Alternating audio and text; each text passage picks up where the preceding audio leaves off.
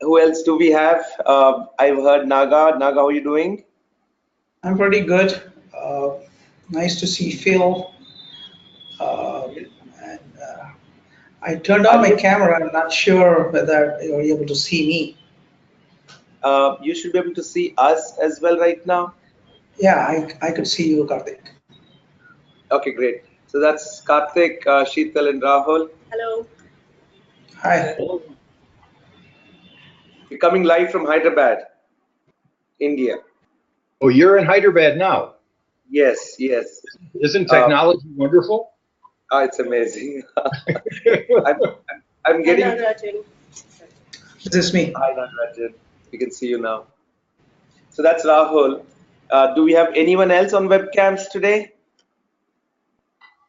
Shankar, how are you doing? Ruxana, good morning. Sharmila, how are you?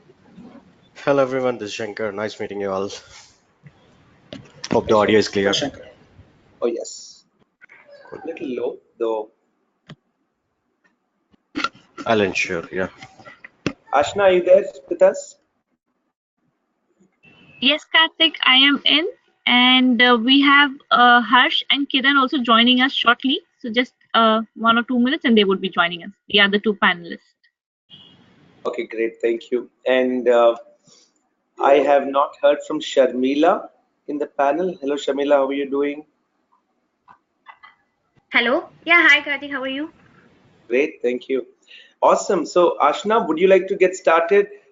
Would you want to be the presenter, or I could do the slide transitions as well for you? Either is fine for me. You can be the presenter, Karthik. The slides have been shared. You can start. Okay. Joined. So, get to present mode. I hope you all should be able to see our screen uh, and the webcam right now. Yes, we are able to view the screen. Mhm. Okay, perfect. Then I think we can get started if that's good with all. Yep. Great. Ashna, on to you, and then I'll take it on from there.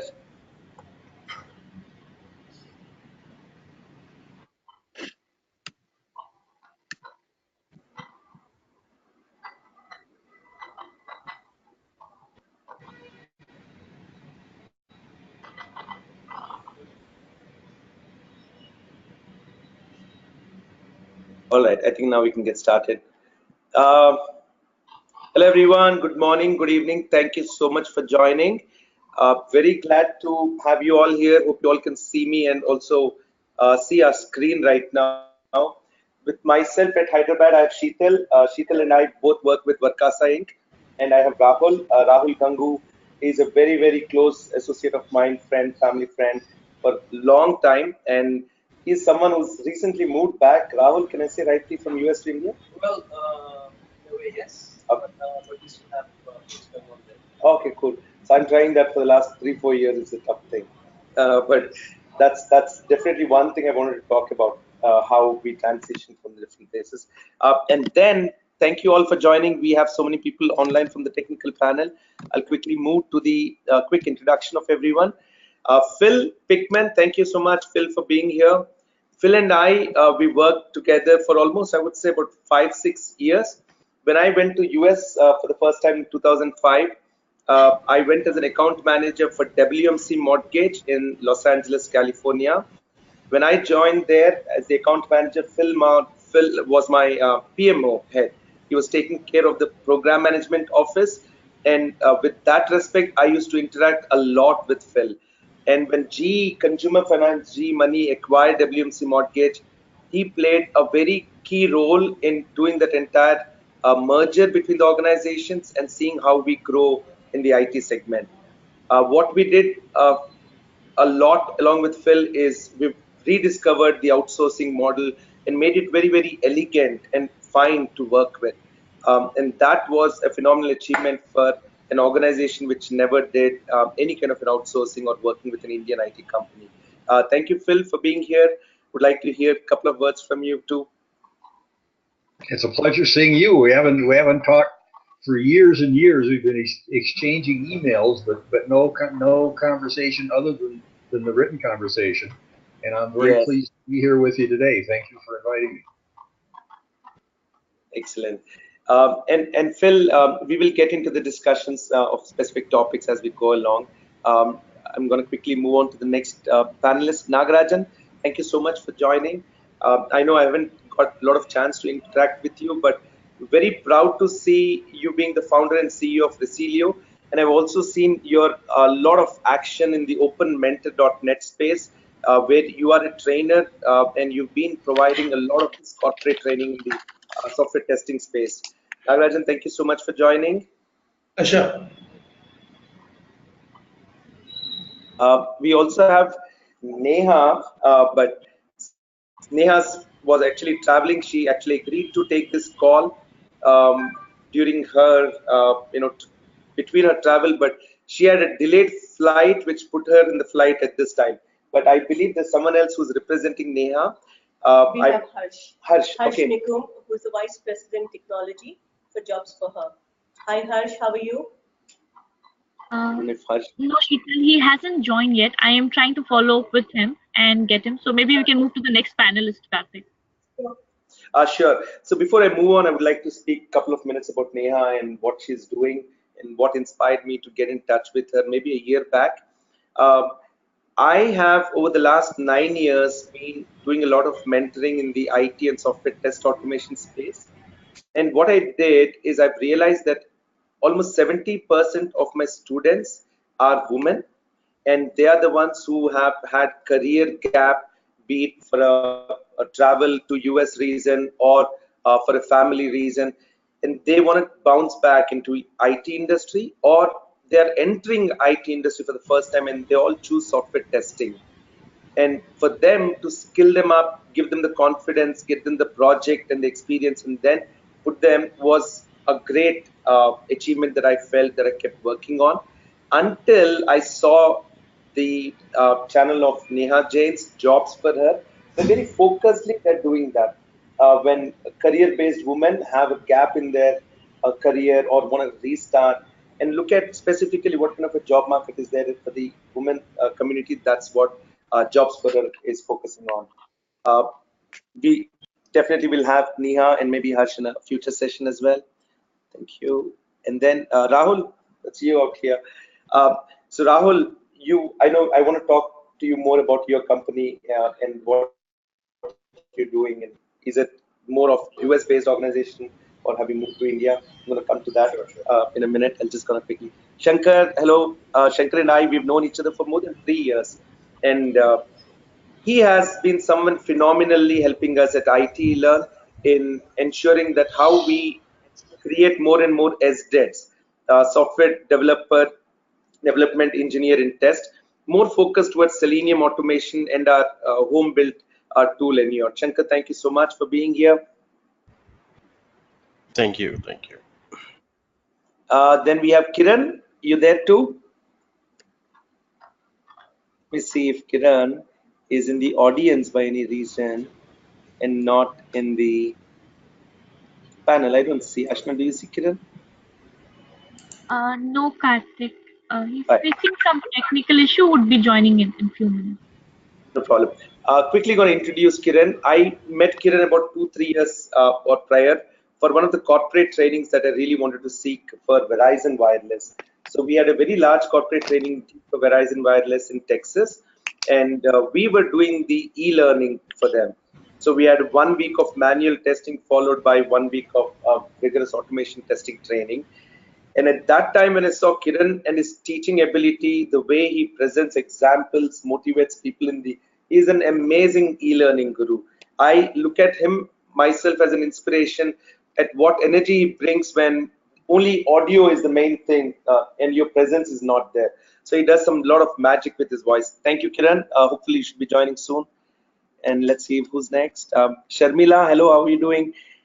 It's been very recent that I've been interacting with Sharmila. Yeah.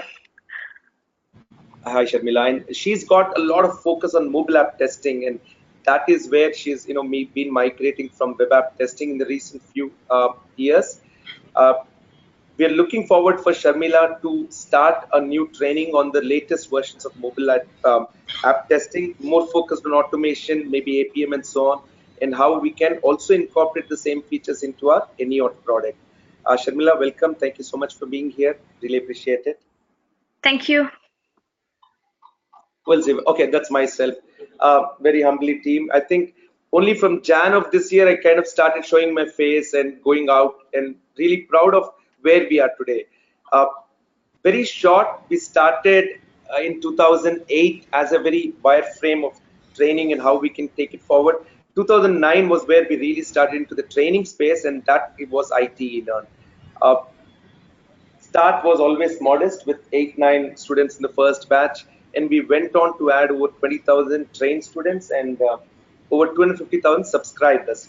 And this was, I believe, at that time a great achievement because e-learning, YouTube being used as an education platform was still at its infancy. My real good competitors at that time, very proudly I can say, was Khan Academy and Lynda.com. And I was in a different space. And then came Udemy and the Uberization concept of e-learning. What we fundamentally stuck with iTeLearn is how we do project-based training. The industry does not look at what is just on your resume, but what you can apply at the end of your selection. And that critical thing is what we've emphasized. We've always driven based on a project. So we've taken projects and we have kind of arrived at concepts while we execute a project. And that one kind of a shift on how we teach kept us going very, very solid into the market for a very long time. Team, thank you so much for being here. Really appreciate it. And here are the topics on what we really look at your time today to answer. Outsourcing, entrepreneurship, and on-air remote work. Uh, the topics are three different ones, but we're looking at some kind of a unison within them. Specifically, outsourcing has been a phenomenon for a long time, but the way things are evolved, the way travel is becoming more restricted, and we have all the power of delivering this kind of work from anywhere. Outsourcing should be at its best possibility with what where the technology is. But there has always been a fear of how our projects are treated when we take it out. And even when we look at small business, when they move from one unit to the second extension units, they start seeing the growth challenges. So the growth of IT industry and the support that they gave to business and how outsourcing can play in today's world, we can talk a lot about that.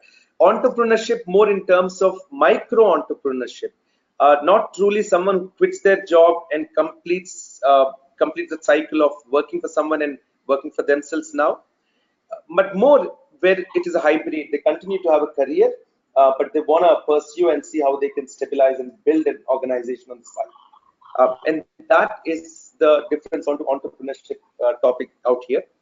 The last one is the most important concept, and that is what we're trying to build at Verkasa. How can we create a fine batch of technologically advanced individuals who can agree to work together remotely and be able to participate? And the concept is I don't need to destabilize my current career and still be able to offer remote or on-air work or treat it as a complete career. A lot of demand you will see for this freelance, elance kind of jobs coming, not necessarily in the mainstream IT, could be a lot in digital branding, marketing, could be more in sales and promotion side. But in the way technology is going, I believe a lot of IT will be done by people remotely. It will not matter where I am. You'll just see what my profile is, am I fitting right, and am I available right now to do the work. So with that three topics, Rahul, you're right in front of me. Why don't we start with where are you today briefly, and then anything on these topics? Well, yeah. How much time do you have? Maybe 2 minutes, 3 minutes, then we can go into more further discussions and debate. So, I'll touch upon all three things. Number one, from an outsourcing standpoint, I did try way back in 2011, 2012, but the market was so oversaturated. It was so difficult to even put out foot inside the door. That was like 6, 7 years back. Yeah, and as you know, the cutthroat competition from companies like Wipro, Yes. companies, Yes. they weren't allowing me to even enter any private sector companies. So really So I chose the route of as you want to call it, the road not taken. Okay. Okay. And, Less traveled. Yeah. Mhm. And from there we got into some prime contracts with the U.S. Navy, Oh, very nice. the U.S. Army, Uh-huh. the New York State government, and the U.S. Department of Interior, just to name a few. You know, it's been an exciting journey, I should say, for the past 3-4 years. Um, but let's see where it takes us from here. So this is pure outsourcing that's happened from these departments to, Well, or you're partnering more with them as solution. Yeah. So it's more of solutioning and services. There isn't any outsourcing from these because they don't Yes, outsource. correct. That's what I was thinking. So it's purely solutioning. Right. I've tried the private sector for outsourcing, but no luck yet. Yes. There is a lot of friction from especially government and army military base to any kind of outsourcing, and that's where in fact all the recruitment in US, as you're aware, Rahul, happens for citizens, and they don't even look at maybe green cards sometimes, but that's true.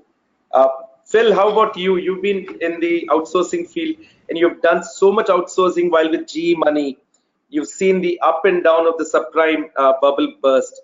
Would you want to add something to these three topics?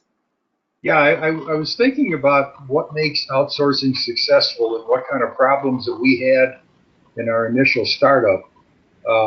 As I remember what we were doing, it took about a year until we got it working well enough so that it was productive. And I think the main issue is the remoteness of the people we're dealing with. When you're working with somebody who's at the desk right next to you or in the room next to you, you can get up, go in there, talk with them. You get feedback from the people, both verbal feedback and just body language type stuff. Yes. So you know whether the communication is happening or not. When you're working with somebody remotely, that doesn't happen. And I think it was a real problem for us to figure out how to work with a remote group. Having on-site project managers is a big help. Yeah. And that was a good move from the very outset. But it's tough working with people who are remote to you.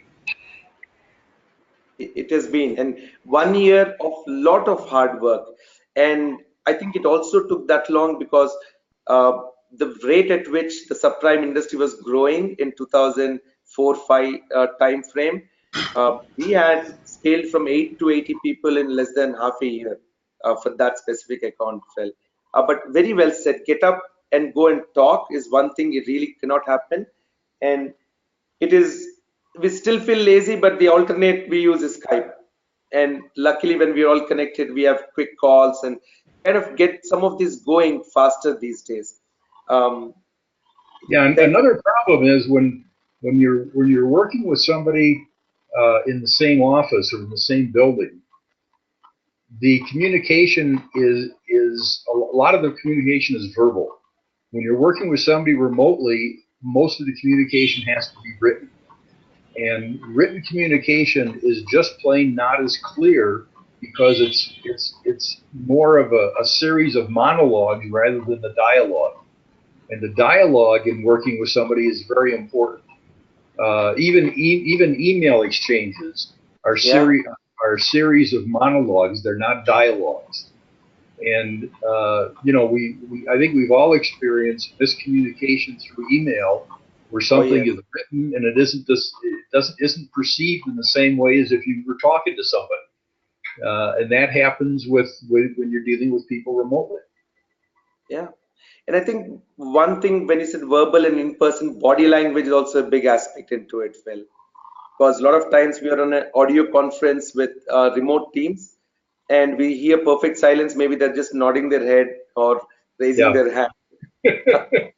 This was pre-Cisco webcams and all the video conferencing that they started. Now much simpler with our tools. Thank you so much, Phil. How about Nagarajan? Would you like to add anything on any of these topics? Probably I'll touch the outsourcing and entrepreneurship. I came to US in 1994. That's the time that we didn't have a lot of bandwidth and internet. So you can imagine we have to rely only on a few emails that were very restricted access. And one thing that we practiced is that before you outsourcing, the mindset towards that it's not a short-term investment, it's a long-term investment that the customer has to get into the mindset. And there needs to be a two-way beneficial stuff. Each one has to invest time and effort on the other side. But one is the culture building, another is that the communication building. So as a first step, what we did as a unique practice way back in 94, 95 is that before you outsource across the border, outsource across the buildings. So at that time I was working in Tandem Computers in California. So first they will give it to a team that's sitting not in your building, not next to you, outsourced to a building which is next to you. So that itself is half the battle. And it really worked magic because the first mindset is that you don't get instant in communication or any help. So you have to assimilate this thing for 1 hour and then do it in batches.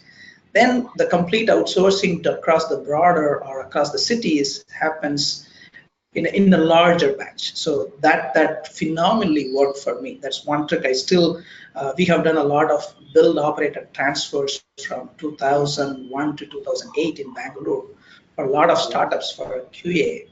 This one trick worked phenomenally well for me on the outsourcing part. And from the entrepreneurship part, people who move from the corporate jobs to entrepreneurship, right? So it's not that easy. I have done that. I have gone through the metamorphosis of that. And more than anything else, you have to convince first, forget about your investors and other people. You have to convince your family members. So, the spouse part of it. Your parents next. So, parents and in-laws. Oh, okay, you should not leave them. Right? So there's a chain of people you need to convince, and forget your business plan and other stuff. So once that is done, at least you're guaranteed that you have a runway for one year. Okay. The moment you get that, then all the things come into. You are the promoter. You are the marketing person. You are the salesperson. You are the technical guy, you are the project manager, you are the customer support head. So you have to wear 8 different hats in the same day. So your moods will go up and down within intraday like a stock market in a bad day, in a bear's market. Right? So, but the thing is, you have to really enjoy and with utmost passion that my first investor told me, Nagaraj, first become unemployable if you have to be an entrepreneur. So get into the unemployable mode. Okay, we got that. Then second thing is that investors' money is worth 10 times more than your money. So you have to be 100 times more cautious with investors' money on the entrepreneurship part. So that's a second lesson he gave to me. Did he tell you after giving the money or before? Before, of course. and as an entrepreneur, what I do see is that certain things that we have been thinking over the years. I spent 6 years in the Valley and 1 year in U.S. Defense in Dayton, Ohio. When I came back to India in 2000, testing was treated as some job. And we did a lot of build, operate, and transfer.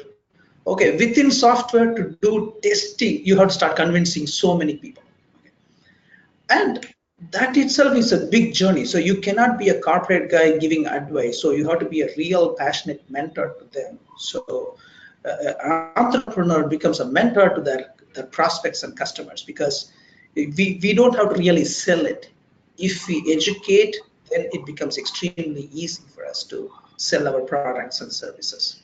So true. And one thing I really want to stress on the entrepreneurship is that we have seen a lot of products areas and a lot of service areas together. Some companies grow, some companies go down.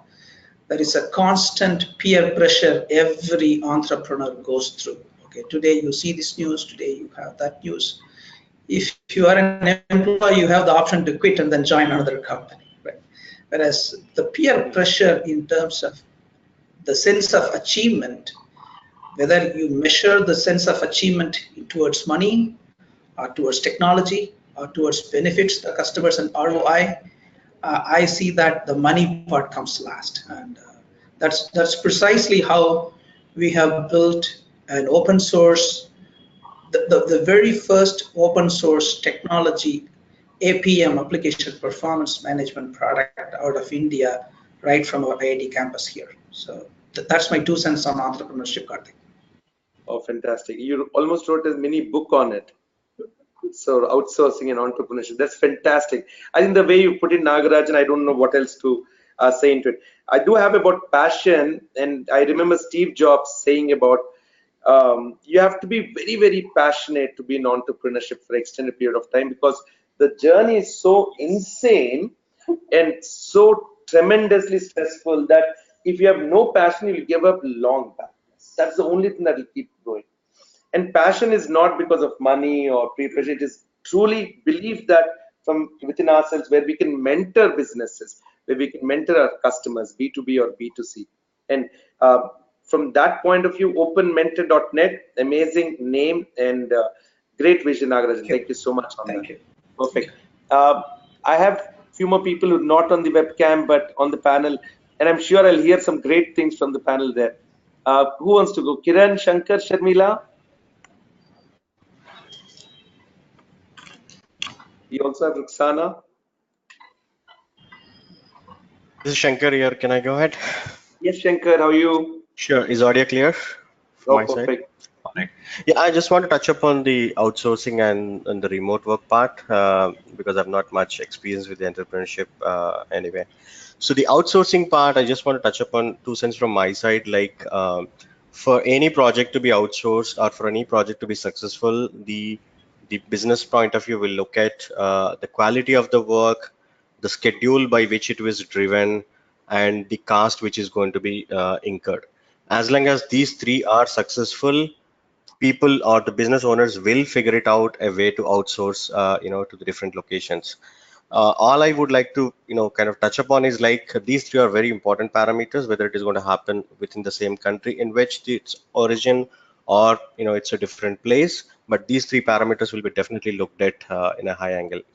Apart from that, for the people, basically for the people who wanted to get into the IT sector and worrying about the outsourcing part of it, I want to give only one aspect. So do not worry much about the outsourcing part, whether it's going to take away my jobs or anything like that.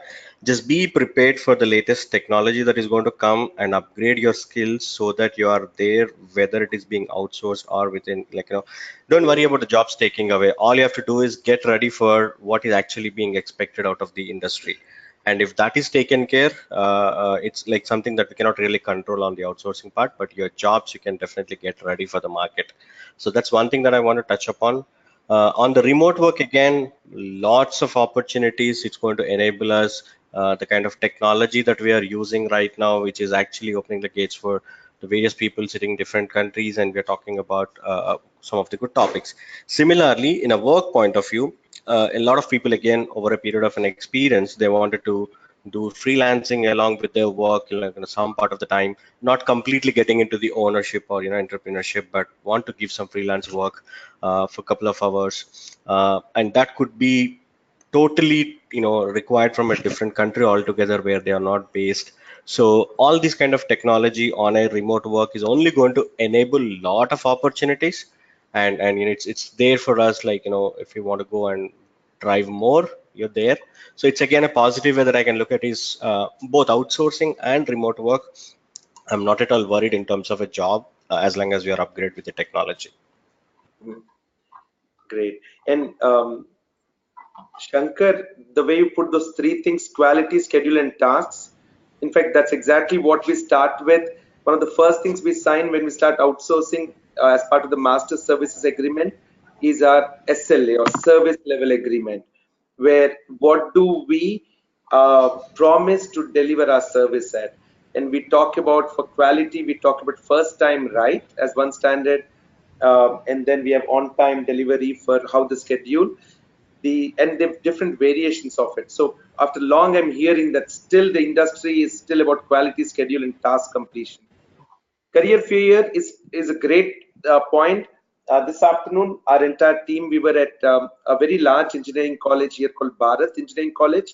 I was in front of about 300 third-year engineering students of computer science and information technology, and they have a huge career fear. And for them, the biggest goal is how do we get a job in the local how do I say, Silicon Valley of Hyderabad, and that's where they're trying to target. The gap is significant, but the fact that these technologies will give them opportunities to be able to explore more jobs before they get on is what we're trying to do. Remote work and freelancing is not a new thing. It has been there for a long time. And one of the biggest ones was elance.com, and now odes.com has been doing. But when it comes to software code, we don't see a big player yet. I'm sure there are a lot of small players in the niche segment. Thanks, Shankar. Thank you so much. We have Kiran, Sharmila. Yeah, hi Karthik, Sharmila here. How are you doing, Sharmila? I'm fine. So I would like to share my view on remote work. I'll just take this with an example of my own experience. So I've been working in Cognizant for almost close to 6 years, but later on when I moved to US, I didn't have the opportunity to work since I had to quit my job. So since already I had the experience of training people in my organization around Selenium automation and mobile automation, I did try to give a, I did try to, why not take a chance to have a, on online training. So I did use that opportunity, and now, I get lots of freelance opportunities to contribute as a trainer for mobile and Selenium automation. So that's how it's helping people to regain their interest in whatever field they have been working on. And I think it's a I think now it's a kind of remote work revolution nowadays, where even companies are encouraging people because they get more resources than before. So it's not that they have to depend on people who work in their local location. Rather, they can look for more resources in other location also, and this in turn will help the company also to grow. And I see this as a tremendous potential because it helps various people in various ways, like an example that I portrayed from my case. And also, I don't think communication will be a big problem when people are working remotely, because now we have lots of communication strategies that in which we can share our thoughts in seconds or in minutes, like email or through messenger. So we have lots of options like that.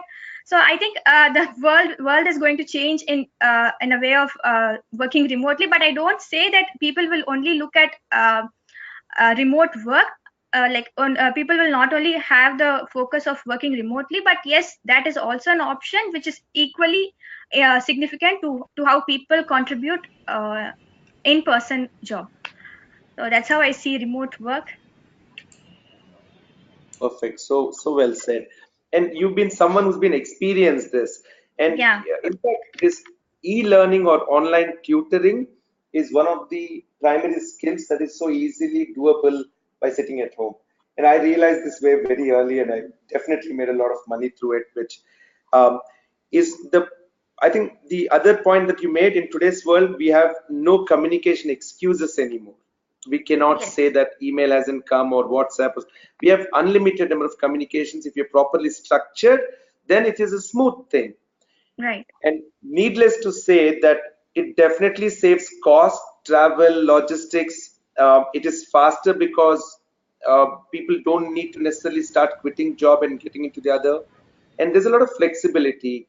You could do a higher up or ramp down with much shorter notice. And that adds a lot to it. Once we are able to put a structure of how the remote work can be delivered, monitored, tracked, and we are able to show how good talent can still be available for the solid 2 to 3 hours a day, I think we have a great platform to talk about for the industry. Yes. Thank you, Shamila. Thank you so much. Kiran, I haven't heard, and Sheetal, maybe you too. Are you there, Kiran? You are on mute for sure. Yes. Karthik, Ashna from iTeLearn. We even have Harsh Nikum, who has just joined us, the Vice President for Jobs for her, I'm sorry. Hi, Harsh. How are you doing? Hey Karthik, I'm good. Thank you so much. Sorry, there was some confusion and I got delayed. No problem, Harsh. Thank you. Harsh, we've kind of done a quick introduction. I didn't get a chance to introduce you, but would love to hear 30 seconds from you, and then also about the topics. I'm not sure when you joined. We're kind of focusing on trying to see outsourcing with a new version, more of macro entrepreneurship, and how we can deliver remote work. Would love to hear your thoughts also on these topics. To quickly introduce myself, I take care of technology at Jobs for Her. And as a platform, we are trying to help women get back to work, right? So, predominantly speaking, I was just trying to take, like when I was hearing, I was just seeing we have a decent amount of traction with work from home kind of work that is there on our platform. Right, because a lot of women who are trying to get back, the biggest thing is juggling multiple roles at home and professionally. So we have been able to get a fair amount of working from home option on the platform itself.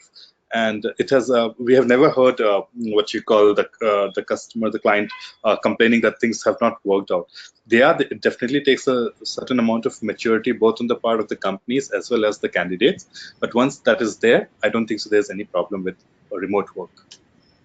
Very nice. I was about to ask you a question. One was on challenges, if you want to add more. And also, do you see like a trend of growth in this usage? Like the challenge I said, it's from my experience, maturity on both sides is the biggest challenge, right? People have to evolve to use this effectively. Secondly, I definitely see this growing with that kind of traffic issues and the kind of talent that people want. I think people are going beyond the regular on the on-premise jobs, right? They're open to having people who have the right skills working remotely as well. So I definitely see this growing. Great. One last question to you, Harsh, is are these skills that you're looking work from home, especially for women, is it both more IT industry or do you see a lot in non-IT as well? It's both. Non-IT also is a very decent amount of work. So we have work for writers, we have work people who are blogging, right? So stuff like that. I definitely see a lot of non-IT work as well, which can be done remotely. And that's where technology is becoming no more like core technology, and you need to be hard coders or developers. There's a lot of technology everywhere, and the jobs which are related could be more tool-based, process-based. It could be the BPO, KPO, business process outsourcing, knowledge process outsourcing kind of areas as well. Thank you, Harsh. Sheetal, you've been in the co-working space for a long time, right? And you've seen the startup cultures, entrepreneurship to a very large extent. And if you look at this, work from home are nothing but mini outsourcing for entrepreneurs. That is what it is. True. So what I feel is my personal experience, first time ever in the work from home option that Varkasa has given me. And I definitely feel that there is a lot of difference between working in the office and working from home. What work from home demands is high level of, as Harsh said rightly, it's maturity plus high level of discipline as well. Because if you do not maintain discipline in terms of responses, work, the whole process system, how much ever a company fixes, it's all gone on a toss. Yeah. So technology, as rightly many people have told, it is a vehicle that actually gives this seamless process for people to work from home remotely. And in terms of outsourcing, this has really made life easier for people to outsource the work and trust people on what they're going to do from home. Yeah. So that trust factor has increased in terms of outsourcing. There are a lot of startup companies who have come who do not have really deep pockets to invest in senior resources to get them on board and work with them on maybe, a piece work, I would say. Say, for example, if I am good in finances, but my the startup company may not be really able to take me or hire me full time. So what they look at is just Correct. take 2 or 3 hours of the expertise and then work very closely. So that trust factor has increased. The overall technology has actually added value to all these 3 very important topics, and that has actually increased the business overall. And the opportunities for new people who want to get jobs plus work from home, basically jobs for her. And we very proudly, I would just want to add that Varkasa is also a very proud partner with Jobs for Her, where we are working with them and getting people on board in terms of whatever piece work that we can assign them in terms of what their skill sets are basically. So this is what I wanted to put in. It's high level of discipline and of course a lot of opportunities in both ends, clients and the people who are going to work. Right. And as you're speaking, Shital, I just realized that yes, you work from home. Yes. And I work from home for the last 9 years, not 9. In fact, even when I was doing the sales in IT industry, we've been working from home. We're all used to work from home. The easiest thing to do, I say, when you're working from home, always imagine the webcam is on and the mic is on. That's one thing. And always be available, reachable. It is okay when you work in closed groups, when you have maybe a kid walking around or a dog coming by. That's okay. It's not unnatural, but that's called work from home. But how matured are you to handle the situations and kind of make it more comfortable, that environment? One thing that I've seen that work from home does significantly that you cannot get at office is focus. Very, very insignificant deviations of eyeballs. You're more on the system and around you. You don't have people walking around or just, disturbing you. So the pro of getting up and going over and talking, Phil, that you're talking up at the beginning, now it's converting that into a disadvantage and saying, hey, now we'll work more focused. Please don't keep getting up and keep coming to us. I have a point to make. Maybe we are missing out a lot of grapevine in the whole process. So maybe good or bad, but the entire office gossip has been shattered. Oh yeah, I didn't notice that. There's no more rumor mill or a gossip or a chatter mill going. So the entire grapevine is kind of dying down, which is good in a way. Yes, and a good balance is always nice, I believe, outsource. And for me, if I find the candidate right, I would love them to be on the project. If not full time, if not from the location, then yes. And we've explored this. And that's where I think a lot of us are trying to focus. Rahul, and you're also trying to move back to India, right? You haven't. I do know a few of them who moved back, but they couldn't join today's session, maybe in future. Kiran, are you back?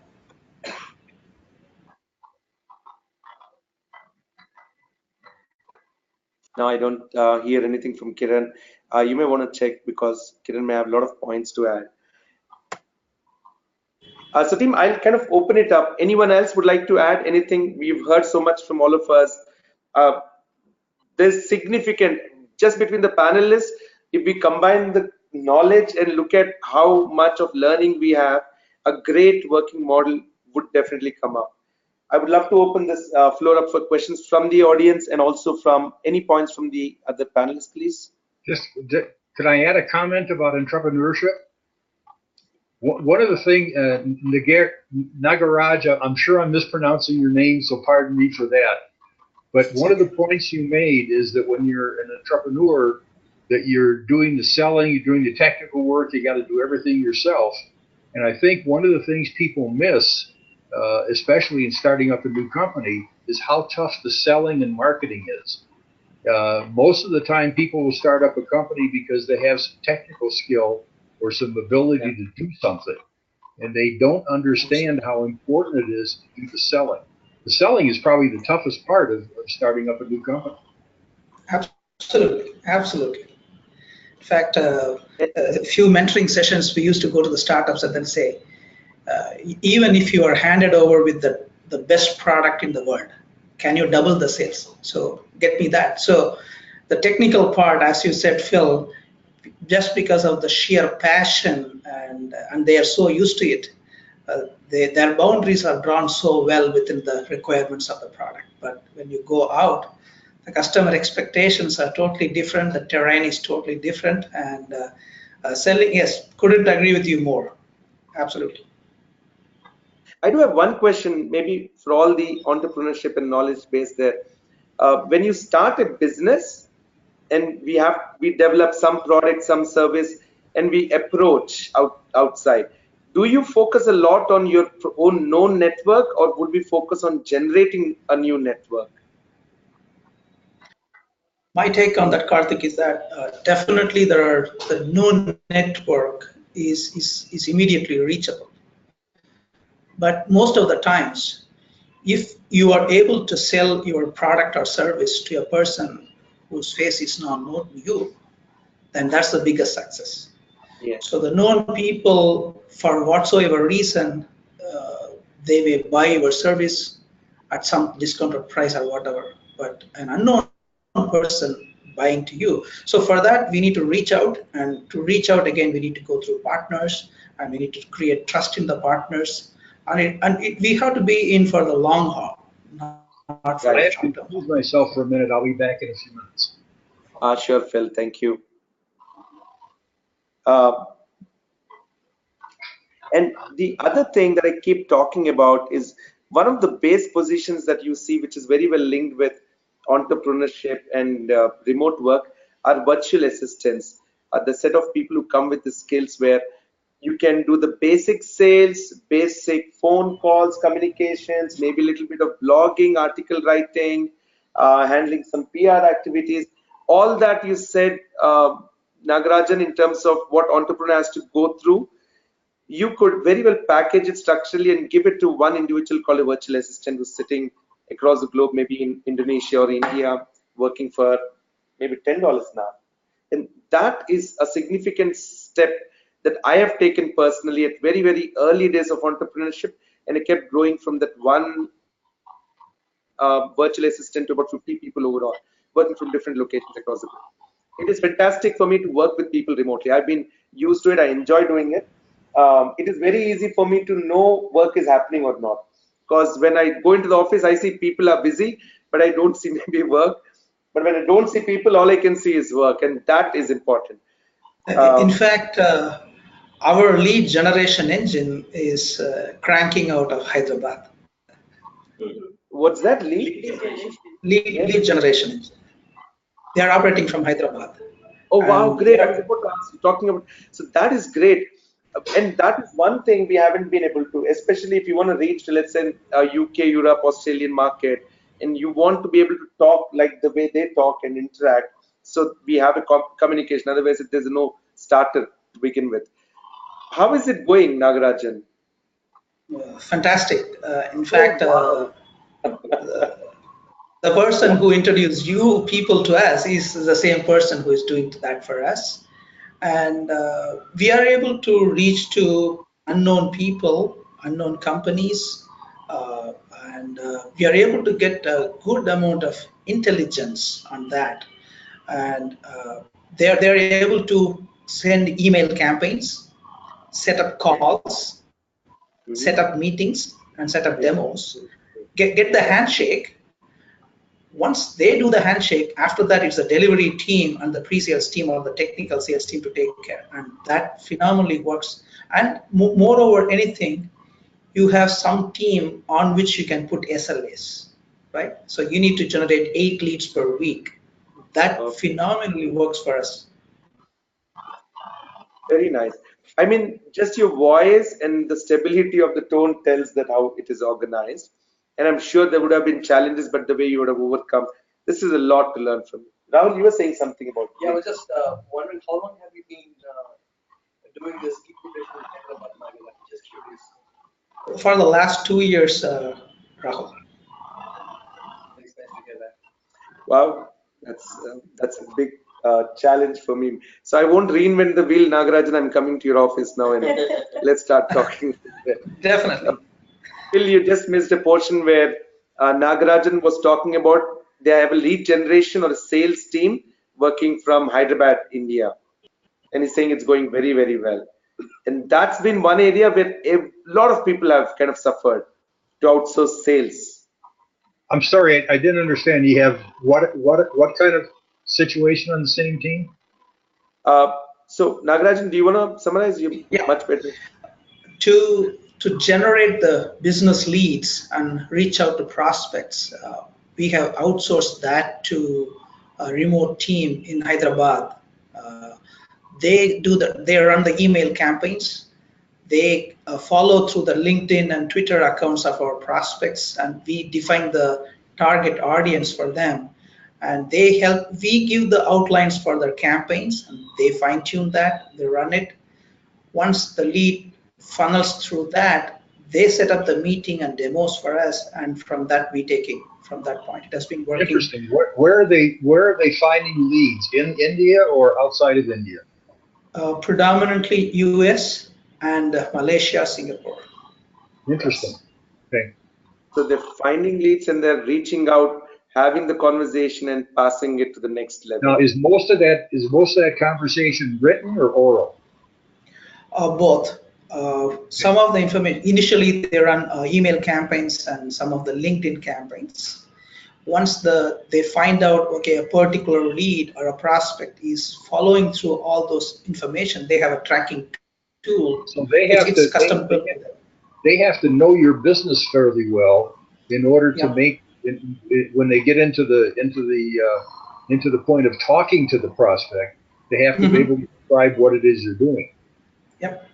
How long did it take for them to understand your business well enough to be able to sell it? We have initially spent about 3 to 4 months in educating them, making them shadow us for the initial time period.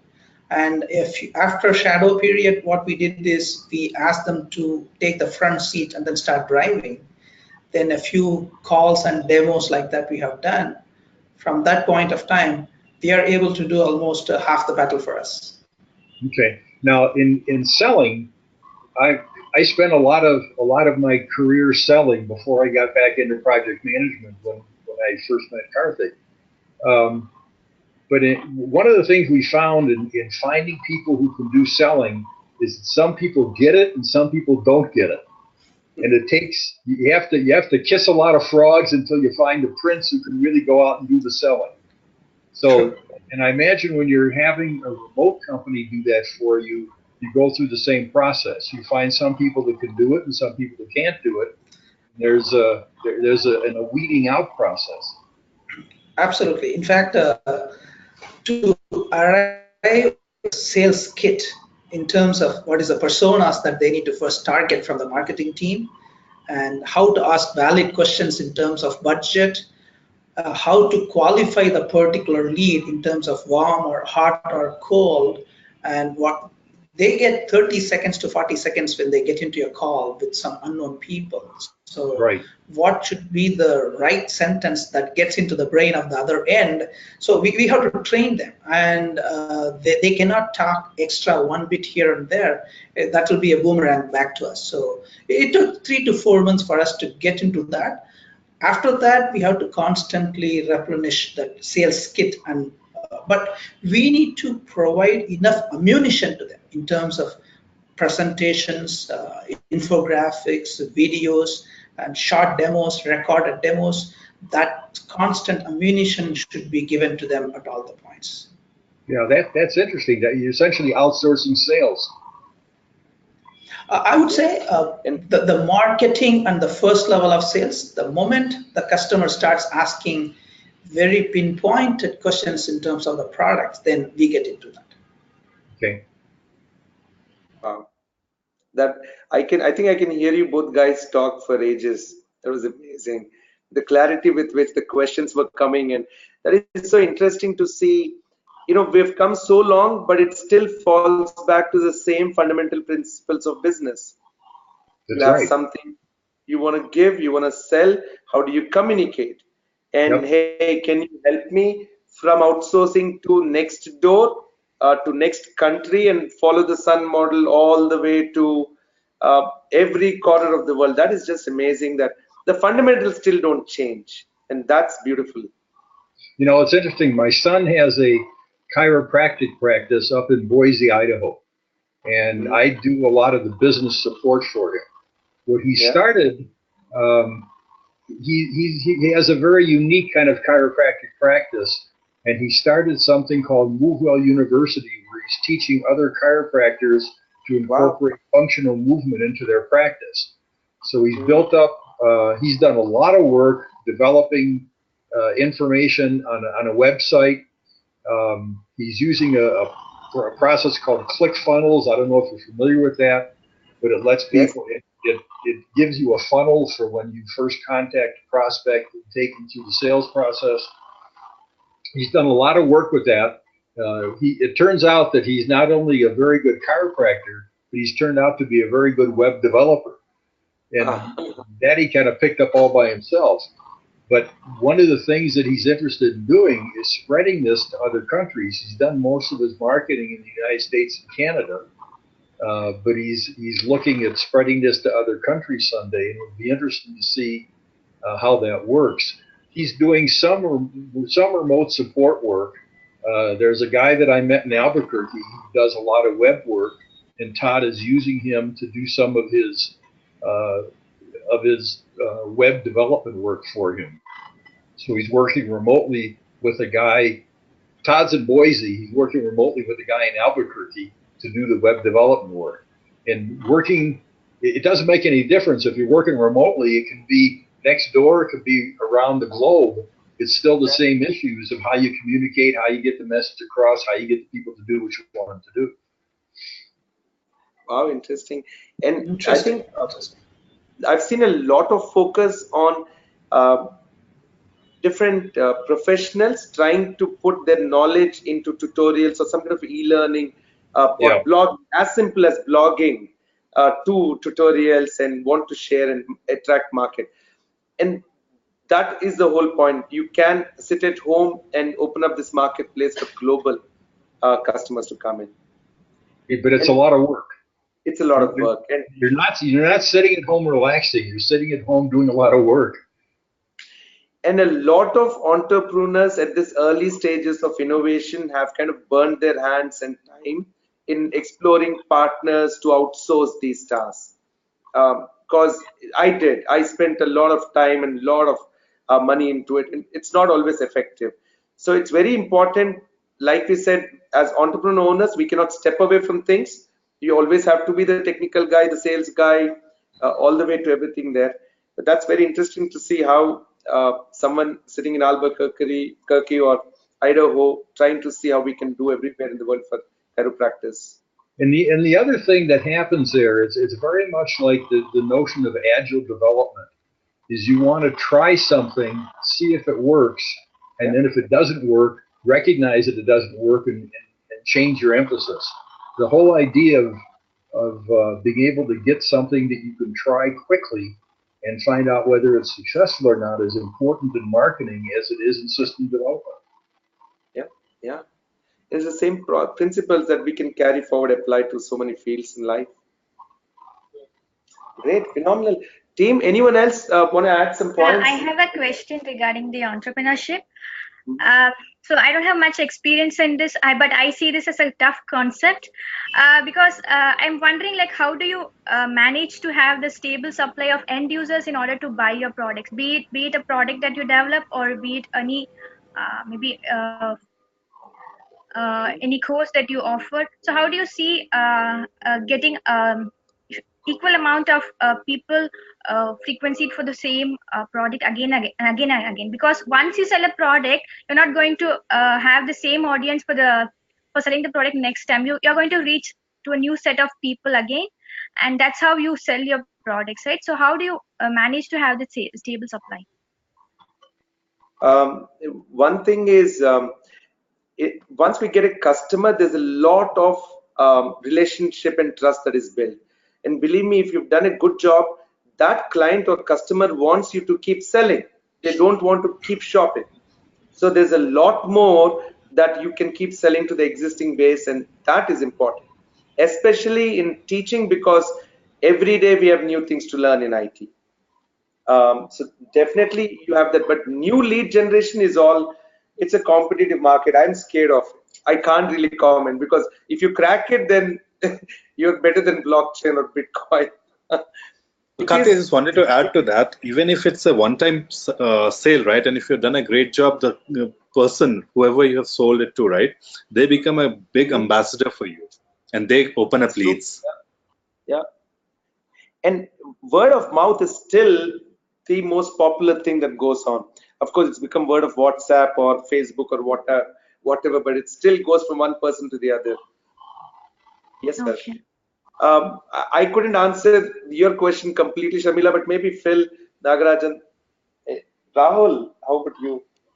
How do we keep getting new leads or new customers? Of course, what Nagarajan said is a dream thing for us. Yeah, I think somebody has to start somewhere. Industry days would be one starting point, where you do the initial face to name, and subsequently you can kick off Nagaraj's team. Yeah. Yeah. This one more way of doing things. I know we can be everywhere all the time. You as a small business owner, only Yes. 24 hours, and your time is spread across so many things, change diapers, and also, so I think once you're able to identify the formula on how much time you can set aside for those face time events like industry days, and how much time you can really outsource to a model like Nagaraj, that will be phenomenal. If you Yeah. can crack the formula and put it in place, I think you're there. Right. And My take on that, Karthik, is that today we have to keep on reminding people that you are there, you are there, you are there. Because honestly speaking, let us take iTeLearn, and there's a fresher and who learns from you gets a job.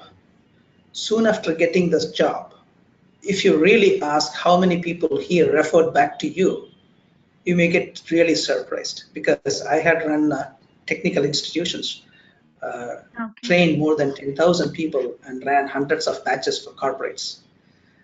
The thing is that unless you keep reminding them that you are there, that too digitally, and you need to keep on sending information, a constant touch base with those old students. And it may be just one diagram, a small diagram, or a small half a page write up that gives them, oh, today I learned something out of this guy, right?